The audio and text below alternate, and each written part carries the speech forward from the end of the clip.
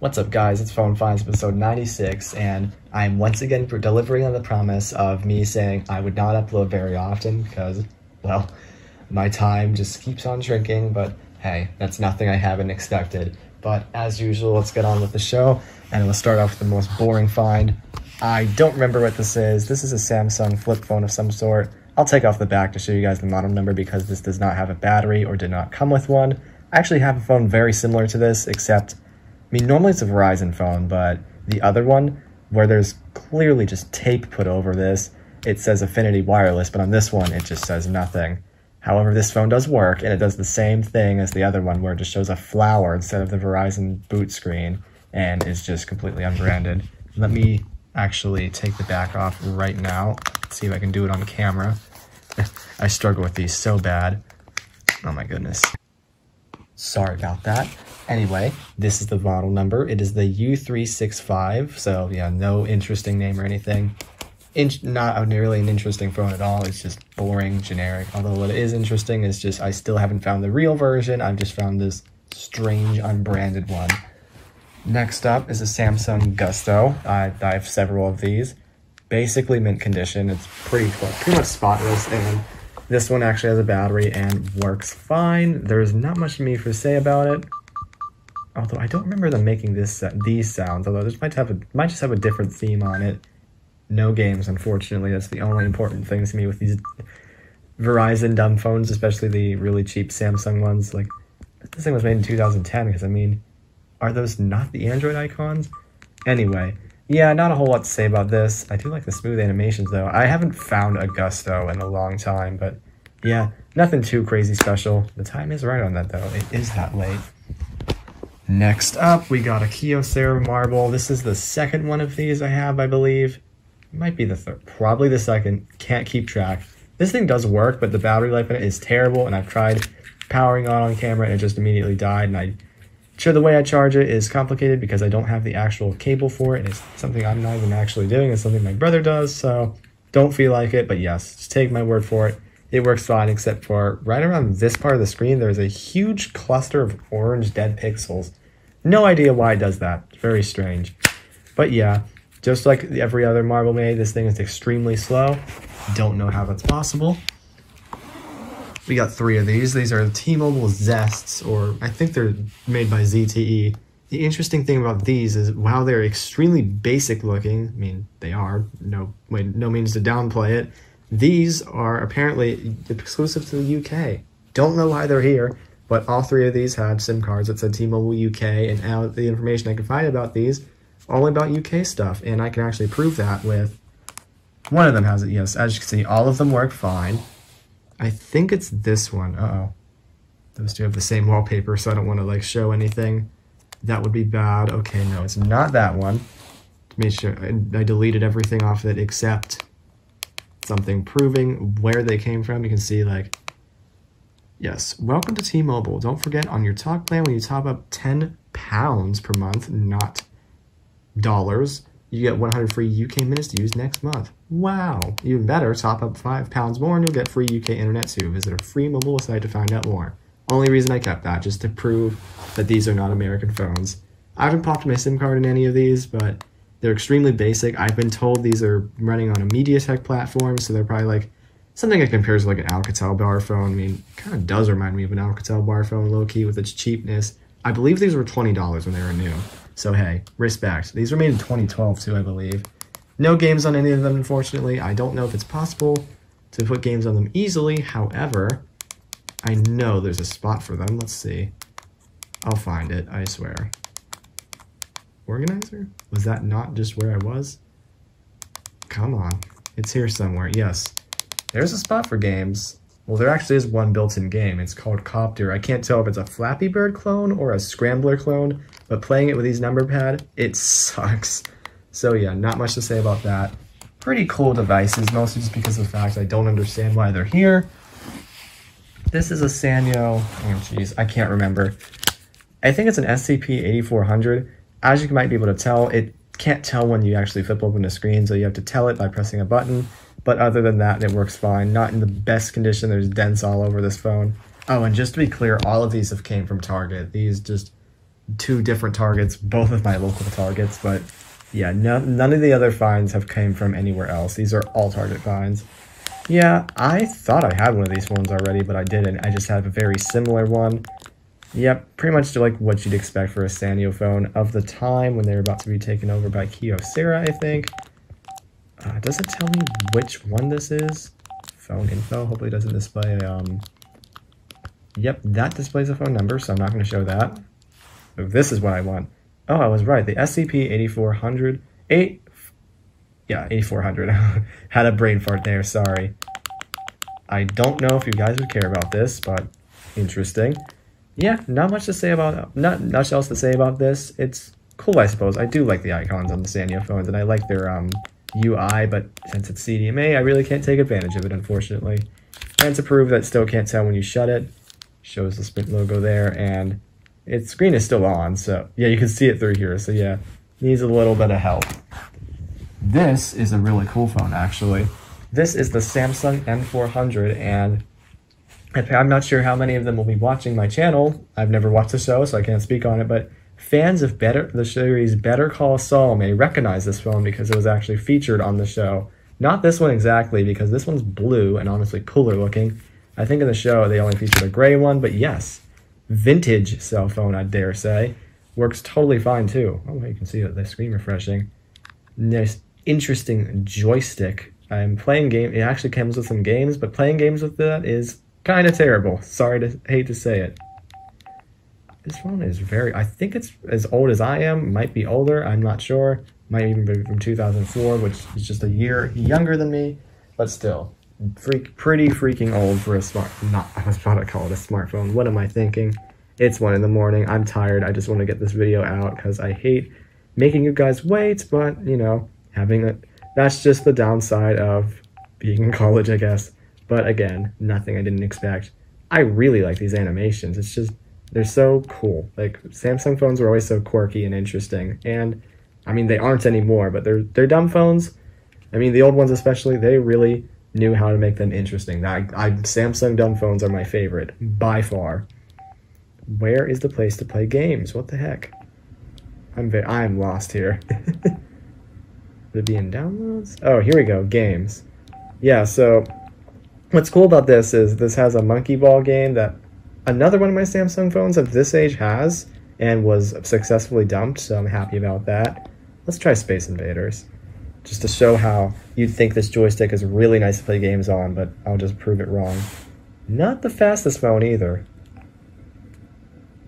You know, I'll just let that do its thing. We'll go back to that later.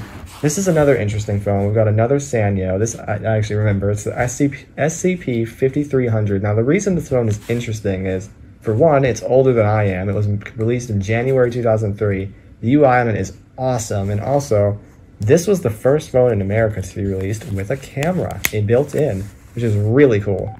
For how old it is, the screen looks nice, and this UI is honestly beautiful. I really like it.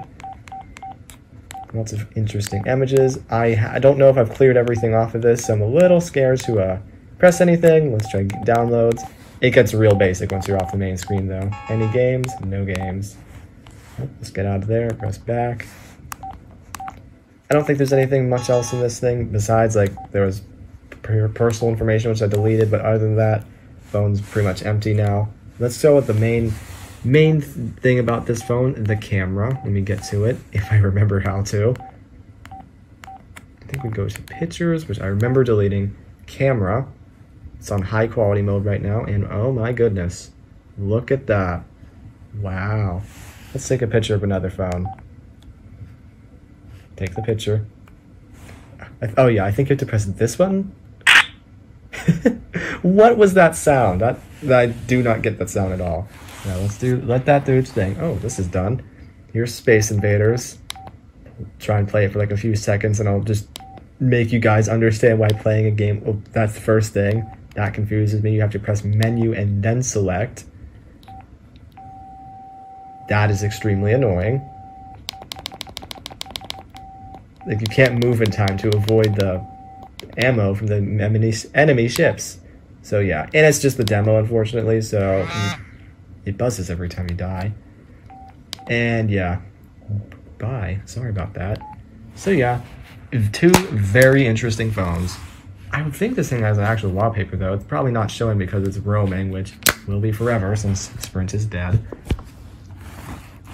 This is not a phone. This is a Sony Cybershot of some sort. You might be thinking, oh my goodness, where is the camera? It's right here. Yeah, I'm very interested in this because of how sleek and like familiar it looks like to cameras I've seen when I was younger. Not 100% certain this thing will work though, because yeah, that is rust, and I'm not so very confident in this thing working, but I would sure hope so. It takes a really strange looking charger I've never seen and do not have, so I cannot test this. Hope to get it sometime though. This is also not a smartphone, or certainly not a smartphone. It's not a phone of any kind.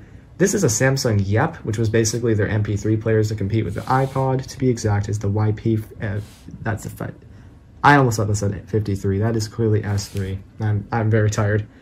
It looks like it died off camera, unfortunately, so I can't do anything with it, or I'm just using it wrong. But this thing is filled with music. It is a 4 gig model and only has a few megabytes free, but some examples of songs like artists on there were like Knife Party, Deadmau5, Bass Hunter, Lil Wayne, Green Day. There was some Metallica on there, like old Metallica. What else? There was some Breaking Benjamin. So take that as you will. That feels very late 2000s, early 2010s, especially all that dubstep.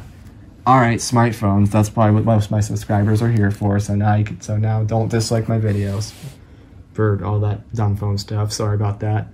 I'm actually not sorry. Anyway, this is an iPhone 4S. As you can clearly see, the screen is just destroyed. However, it is FMI off. The frame's in decent shape. No platinum rarities this time because it is just running iOS 9. Nothing too special to say about it. It is a 32 gig though, which is pretty interesting. It's on AT&T. Actually, no, I was about to say like all 4Ss are, but it's like, wait, that's wrong. Yes. That's really all I have to say about that. Doesn't feel fast. It's just typical 4S. I don't know how the screen got so smashed. This would be a pretty nice find, this iPhone 7 in rose gold, except as you can see, the frame is like smudged as like clear, it is so shiny. Like you might think like, is this a glass display? It is not a glass bag, I promise you. This is an iPhone 7. Like this is clearly an iPhone 7. It's just really odd. And another thing that makes this thing not so great is not only is the screen cracked, but digitizer barely works. It shows a bunch of just colors and lines. You barely see anything, and it's FMI on, and it didn't have a SIM card, so I don't think I'll be able to get this bypassed or get it iCloud removed or anything. So yeah, pretty much only good for parts, and not that many parts at that. And speaking of disappointments, we have this Samsung Galaxy A10, and it does not show any signs of life. After charging it, it just does absolutely nothing. I'm not going to show it on camera because I don't want to break it. Well, actually, you can kind of see it right here. The battery's not bloating. The frame is just falling apart. I don't know how. That makes no sense, but yeah.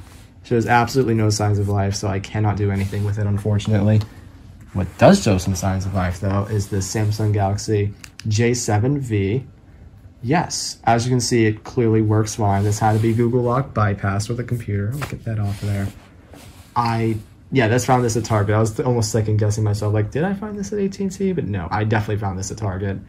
So yeah, pretty nice for its time. It feels still like a snappy phone, even though this was like nothing more than like mid-range at best. I don't know how these still feel like they've aged decently, but yeah, not so bad. Anything interesting to show in the settings? Why did I say that with an H? Jesus.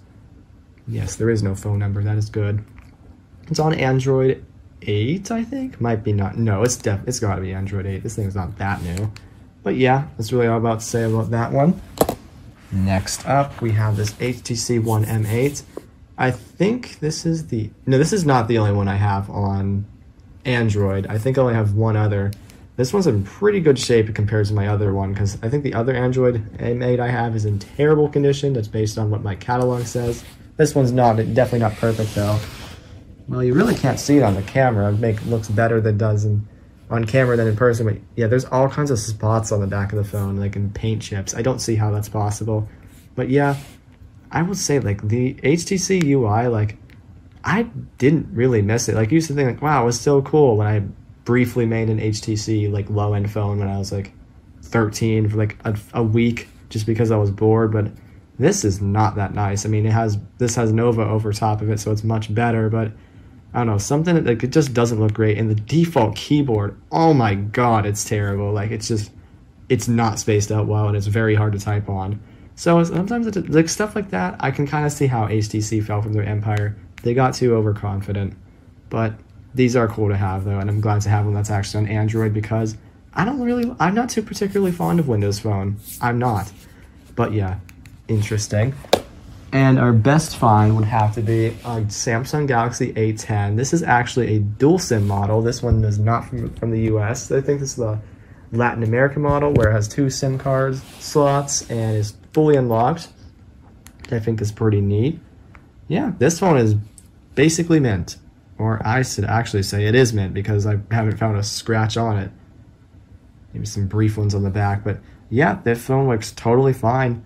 It's pretty nice for how cheap these are. I mean, I've never actually held an A10 until, like, when I found one. Like, I think I found this a few weeks ago. Oh yes, actually, this might be featured in a new video, because I went to a place with a different Target I occasionally go to in the AT&T with Isaac Graves. I think he just dropped a video on that adventure today, but I found this A10 on that day, but I also found an A20, which I let him have, and he found a Note 4, which he kept, which unfortunately has some software issues, but the A20 works totally fine. Still need to fix mine. I still have not found a good quality screen for it, which sucks. I would like to fix it. But yeah, this is a pretty nice phone. I mean, it just really goes to show how far low-end phones have gone, because I still think of, like, LG Leons when I think of low-end phones. But yeah, that's enough of my rambling. I'm very sorry for this seemingly slobby video. It's late, I'm tired, and I don't know what to say when making these and it's late. But yeah, that is all. These are the finds. Everything from Target. No successes at AT&T, unfortunately. But yeah, that is all I have for now. I hope you guys enjoyed.